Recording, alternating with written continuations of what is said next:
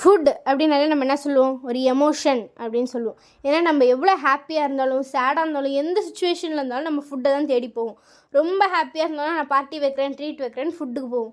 ரொம்ப சோகமாக இருந்தால் நம்மளோட கம்ஃபர்ட் ஃபுட்டை தேடிப்போம். ஒவ்வொருத்தருக்கும் ஒவ்வொரு விதமான ஃபுட்டு பிடிக்கும். நிறைய பேருக்கு பிரியாணி பிடிக்கும், தோசை பிடிக்கும், இட்லி பிடிக்கும், என்ன வேணால் பிடிக்கும். ஆனால் ஒரு ஃபுட்டு வந்து ஒரு ஹியூமன் லைஃப்க்கு எவ்வளோ இம்பார்ட்டன்ட்ன்றதை இந்த வீடியோவில் பார்க்கலாம். இப்போ ஃபுட்டு வந்து ஒரு ஹியூமனோட முக்கியமான ரெக்குயர்மெண்ட், அதாவது மனிதனுக்கு தேவையான ஒரு முக்கியமான ஒன்று வந்து சாப்பாடு, ஃபுட்டு. ஓகேங்களா? இந்த ஃபுட்லேயே வந்து மேஜர் காம்பனன்ட்ஸ் இருக்குது. முக்கியமாக நம்ம எடுத்துக்க வேண்டியது என்னென்னா கார்போஹைட்ரேட்ஸு, ப்ரோட்டீன்ஸு, ஃபேட்டு.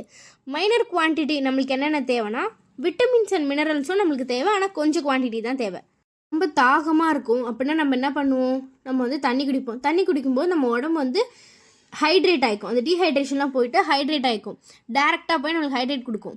இதே நம்ம வந்து ஃபுட்டு எடுத்துக்கணுன்னா இந்த ஃபுட்டு வந்து டேரெக்டாக ஹியூமன் பாடியில் அப்சர்வ் ஆகாது.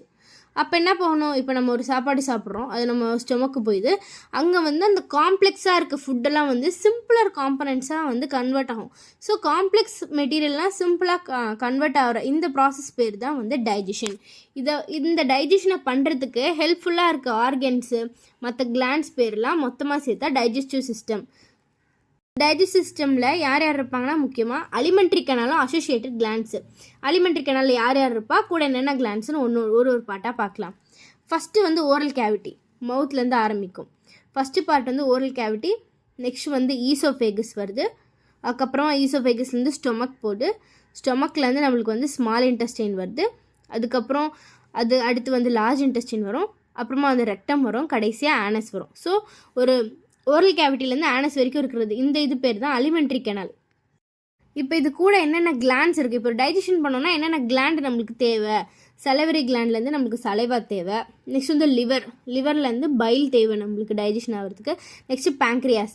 இந்த மாதிரி கிளாண்ட்ஸு, ஆர்கன்ஸ் இதெல்லாம் சேர்ந்து தான் ஒரு டைஜஸ்ட் சிஸ்டம் வந்து நம்ம எடுத்துக்கிற சாப்பாடு, காம்ப்ளெக்ஸாக எடுத்துக்கிற சாப்பாடை வந்து சிம்பிளாக நம்மளுக்கு வந்து கன்வெர்ட் பண்ணி நம்ம பிளட்டில் கொடுத்து நம்மளுக்கு எனர்ஜி கொடுக்கும்.